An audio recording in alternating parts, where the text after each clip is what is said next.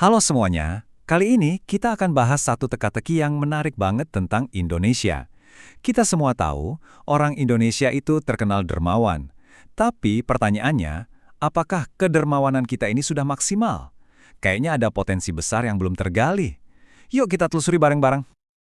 Oke, kita mulai dari data yang mungkin bikin Anda kaget. Menurut World Giving Index tahun 2016, Indonesia itu ada di peringkat kedua negara paling dermawan di dunia. Sejajar loh sama Australia, jadi ini bukan cuma kata-katanya, ini data global yang nunjukin kalau kita memang ada di puncak. Dan kalau kita gali lebih dalam, angkanya lebih gila lagi.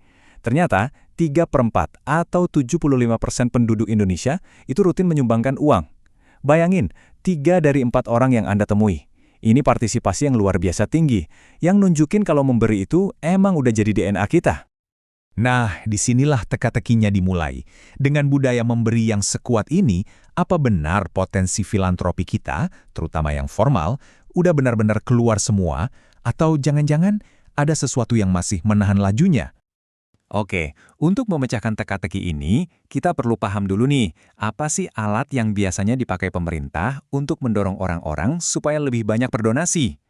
Jadi alat utamanya itu ada di sistem pajak. Di seluruh dunia, cara paling umum untuk mendorong donasi formal adalah lewat insentif pajak. Nah, secara umum, ada 2 jenis insentif yang perlu kita tahu biar paham konteksnya. Yang pertama itu namanya pengurangan pajak atau tax deduction. Gampangnya gini deh, anggap aja ini semacam ucapan terima kasih atau diskon dari pemerintah. Jadi insentif ini buat si pemberi donasi. Kalau Anda menyumbang, jumlah sumbangan itu bisa dipakai buat ngurangin total penghasilan kena pajak Anda. Hasilnya, tagihan pajak Anda jadi lebih ringan. Yang kedua, namanya pengecualian pajak atau tax exemption. Nah, kalau yang ini, insentifnya buat si penerima donasi. Artinya, yayasan atau organisasi sosial yang Anda sumbang itu nggak perlu bayar pajak penghasilan atas donasi yang mereka terima. Ini penting banget, biar setiap rupiah yang disumbangkan bisa 100% dipakai buat program mereka. Oke, sekarang kita udah kenal sama alatnya. Yuk kita lihat seberapa bagus sih kualitas aturan main yang ada di Indonesia. Jadi pertanyaannya sekarang, aturan insentif pajak di negara kita udah bagus belum sih? Nah, siap-siap, karena jawabannya ini yang bikin ceritanya jadi makin aneh sekaligus menarik. Percaya atau enggak, kerangka aturan filantropi di Indonesia itu dapat skor 10 dari maksimal 11. Ini luar biasa. Skor kita ini bahkan lebih tinggi dari rata-rata negara-negara maju. Jadi kalau di atas kertas, secara teori, aturan kita ini udah kelas dunia. Nah, ini dia inti paradoksnya. Kita punya aturan yang hampir sempurna. Keren banget di atas kertas. Tapi kenapa di lapangan kok kayaknya sedikit banget ya yang memanfaatkan skema insentif ini? Di mana letak masalahnya? Oke, mari kita coba jadi detektif sebentar. Kita akan bedah lebih dalam buat cari tahu di mana sih celah dalam sistem yang kelihatannya udah sempurna ini. Nah, disinilah letak masalah utamanya. Coba perhatikan baik-baik, di satu sisi, daftar kegiatan yang bikin pemberi donasi dapat potongan pajak itu sempit banget.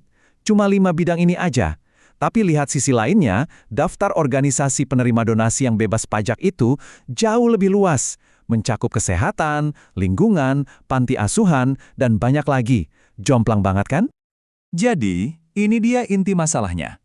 Ada ketidakcocokan yang fatal. Anda bisa aja nyumbang ke yayasan lingkungan, dan yayasan itu bebas pajak. Tapi Anda sebagai si pemberi donasi, nggak bisa ngeklaim sumbangan itu buat ngurangin pajak Anda. Insentif buat yang ngasih dan yang nerima ini nggak nyambung. Kalau kita ringkas, ada 3 biang kerok utamanya. Pertama, yaitu tadi, cakupannya nggak sinkron. Kedua, definisinya kaku banget. Seringkali lembaga yang dianggap sah itu harus yang dibentuk atau disahkan pemerintah. Jadi pilihan kita terbatas. Dan ketiga, ini penyakit klasik. Banyak banget orang yang sama sekali nggak tahu kalau insentif kayak gini tuh ada. Oke, kita udah tahu masalahnya di mana. Sekarang, ayo kita geser ke bagian yang paling penting, solusinya. Gimana caranya kita bisa membuka kunci potensi kedermawanan bangsa yang luar biasa ini? Kenapa sih kita harus pusing-pusing ngurusin hal teknis kayak gini? Jawabannya simpel, karena dampaknya bisa masif. Kalau kita bisa benerin pipa yang mampet ini, potensi dana yang bisa mengalir untuk pendidikan, kesehatan, dan kebaikan sosial lainnya itu bisa mencapai triliunan rupiah. Nah, solusinya sebenarnya cukup logis. Langkah pertama yang paling fundamental, ya sinkronkan dulu aturannya, bikin daftar untuk pemberi dan penerima itu sama. Kedua, longgarkan definisinya, jangan terlalu kaku. Ketiga, dan ini wajib, sosialisasikan besar-besaran biar semua orang tahu. Dan terakhir, buat aturan main yang jelas untuk donasi dari luar negeri, biar kita bisa menarik donatur global. Tentu saja, ini bukan pekerjaan mudah. Seperti yang ditekankan di kutipan ini, membuat aturan yang baik itu seni menyimbangkan. Kita mau dorong orang berdonasi, tapi di saat yang sama kita juga harus cegah penyalahgunaan. Ujung-ujungnya, tujuannya cuma satu, memberikan manfaat terbesar bagi masyarakat luas. Jadi, bahasan kita kali ini meninggalkan satu pertanyaan besar untuk kita semua. Dengan semangat memberi yang udah begitu kuat di dalam diri kita sebagai bangsa, coba bayangkan, seberapa besar kebaikan yang bisa kita ciptakan kalau semangat ini akhirnya didukung oleh sistem dan aturan main yang benar-benar pas?